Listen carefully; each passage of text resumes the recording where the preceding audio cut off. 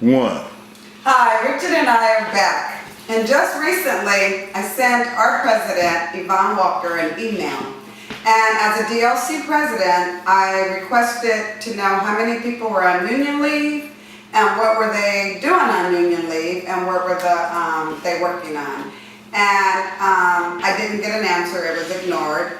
And then I followed up with another email asking who went to Missouri and for what. What did our members go to Missouri for, our union leavers?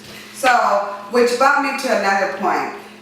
We know our union generates a lot of money, and we have a lot of money going out. So how much does our affiliates get? How much do we use for bargaining? How much do we use for SBAC? How much do we use for Yvonne and our statewide 4 officers' credit cards? And who are they accountable to? Who reviews their credit card statements? I know as a DLC president, I'm responsible for reviewing and signing off on all of my stewards' expenditures within our DLC. But who signs off on our statewide leadership's expenditures? We don't know. We don't get that information. And I also like to say that they don't always use the bargaining team to do bargaining.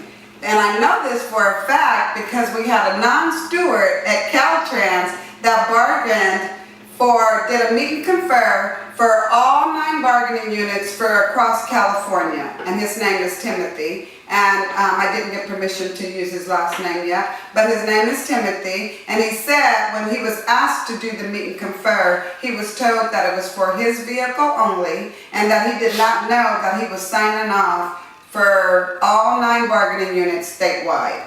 So I'd like to know how much money do we actually spend on bargaining, because you have to be a steward to get union leave. And if you're not a steward, you're on administrative time off where the state pays your time. So are they giving us these fraudulent numbers saying that they're spending all of this money on bargaining when they're actually going in and getting members and putting them on administrative time off? Richard, what do you think about that? Jackie, you're right. You're usually always right. That's why I'm running with you. Well, thank you. So let me see if I can say this in a very easy fashion. Total financial transparency. In other words, our members need to know where every dime of our union goes to. This has been brought to my attention several times. You can look up state employees and their salaries on the internet. But yet, when it comes to the transparency of our union, you cannot find the salaries of the staff or those on union leave. They have a tendency, well, first, when I discussed the Form 990 from 2010, I have not seen a Form 990 since then. So I can only go back to that form filed with IRS. It appears that they didn't fill out the form correctly. Maybe they did. Maybe I'm incorrect. Maybe Yvonne Walker or someone from staff will email me and say, we filled the form out correctly. The bottom line is, it's an appearance of fraud. It's an appearance that they don't want you to know where all the money is being spent. That's the simplest way I can say this.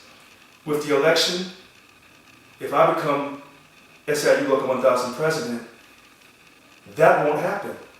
It will be total financial transparency. And so someone has asked me, well, suppose they try to fight you on this. You become the president and they don't allow you to do that. Well, then I will communicate that through our union website. And I will tell you the reasons why I cannot do that and why they're fighting me, whoever they are. We can use our union website to define all the financial matters of the union, as well as the due-paying membership, as well as the fair share payers, as well as the non-germane. We won't have to guess how many due-paying members or how much non-germanes their percentages are. Which leads us to the next question. With this upcoming election, if you won't answer the questions on the financial matters of the union, then it raises the other question.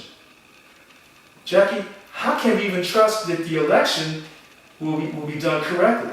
Will they be transparent in the voting for the new leadership? Well, Richard, we can't trust that because my current information that I've just received is Yvonne is putting members on union leave to campaign for her, which is a violation of our policy file.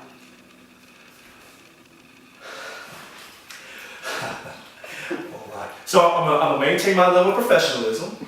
I'm gonna smile, and we're just gonna continue to ask these questions. Everything I'm asking, I'm willing to show the proof. I'll show you my pay stub.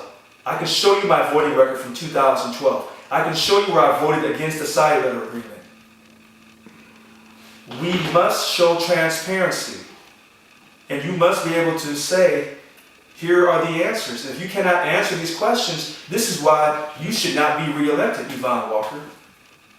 And if the other people who are running for office, if you stay there for transparency, pull out your voting record, pull out your pay stubs, pull out your tax returns. But I don't think you'll do it. In fact, I know you won't do it because you have something to hide. Yes, I've said it.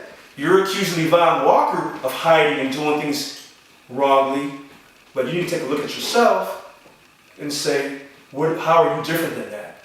I don't think you can. And I'm Richard Lewis Brown, and I stand behind these comments. And what is today's date? April the 4th? Yes. Okay. I'm issuing a challenge again to you. Let's sit down and let's have an open forum with the whole audience. Let's invite the media. Let's invite, what's the man from Sacramento Bee? John Ortiz. Yeah, invite him. Invite all the media so we can eliminate the perception of fraud and wasteful abuse of our union. That's why people like myself and Jackie, this is what makes us unique. We're not like the other candidates. They're just running around, handing out flyers, telling you that they're going to be this new change. This is just empty words with no actions. Thank you very much. I'm Richard Lewis Brown. And I like to challenge the members because you have a responsibility in this election just as much as Richard and I.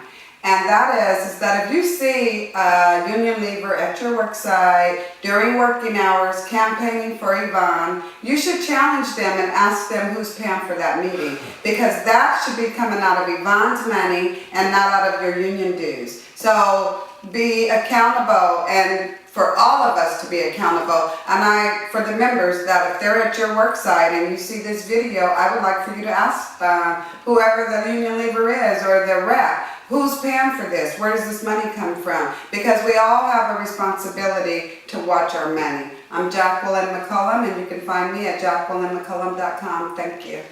I'm Richard Lewis Brown. You can find me at Richard Lewis Brown for SEIU President.com. Have a great day. Thank you.